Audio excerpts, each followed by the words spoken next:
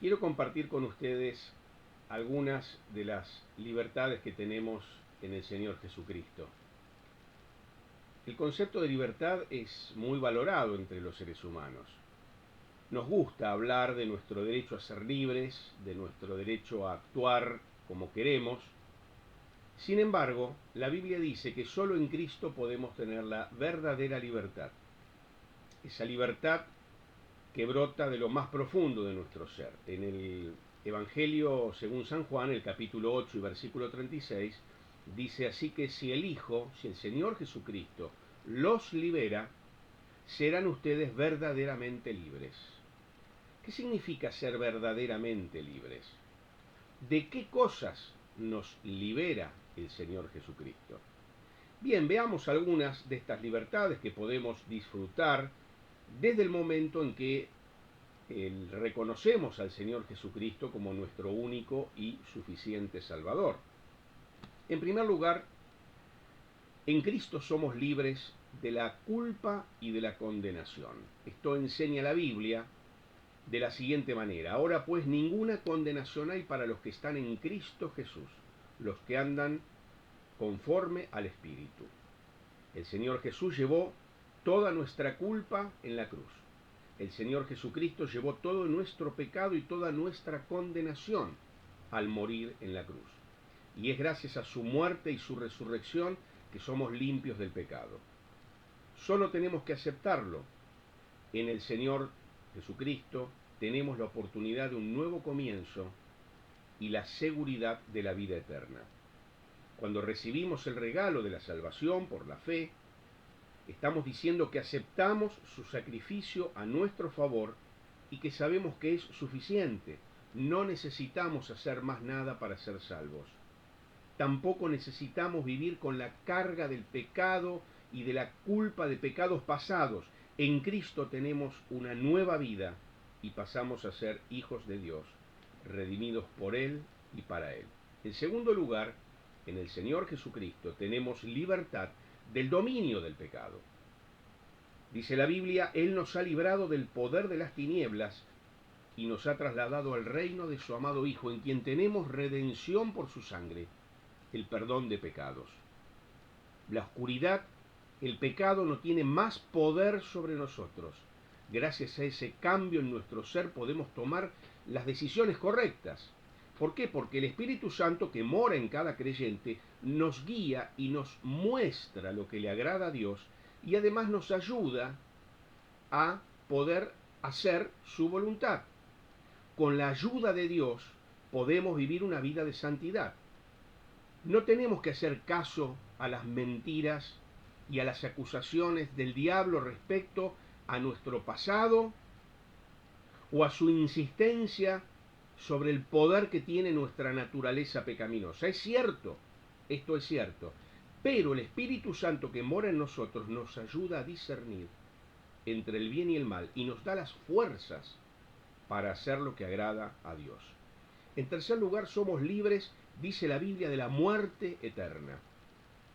Porque la paga del pecado es muerte, pero la dádiva, el regalo de Dios es vida eterna en Cristo Jesús, Señor nuestro. En el Señor Jesucristo tenemos el regalo de la vida eterna. Es cierto, no lo merecemos ni lo podemos ganar con nuestro esfuerzo, pero Él nos lo concede desde el mismo momento en que nos arrepentimos de nuestros pecados y le recibimos como nuestro Salvador. En cuarto lugar, el Señor Jesús nos hace libre del miedo. Dice la Biblia, busqué a Jehová y Él me oyó y me libró de todos mis temores.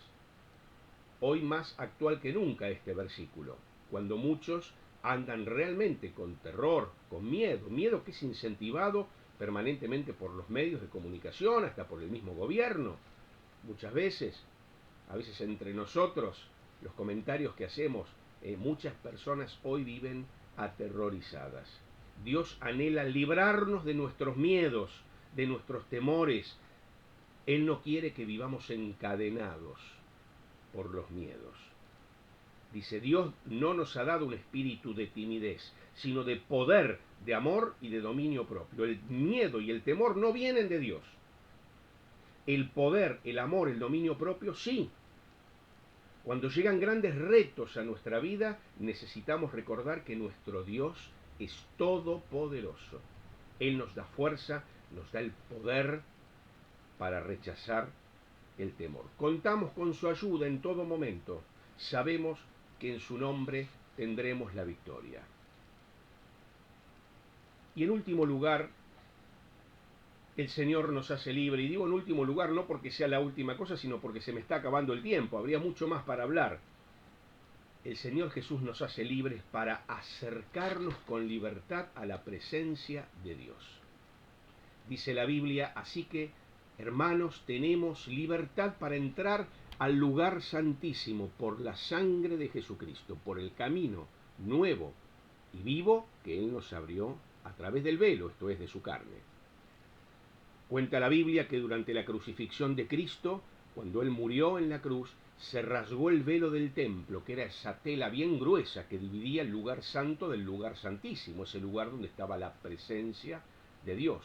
Se rasga ese velo, dice, por la mitad. Esto es un índice, esto es una indicación, una clara señal de que cuando el Señor en la cruz cargó con nuestras culpas, nos abrió el camino para poder acceder directamente a Dios.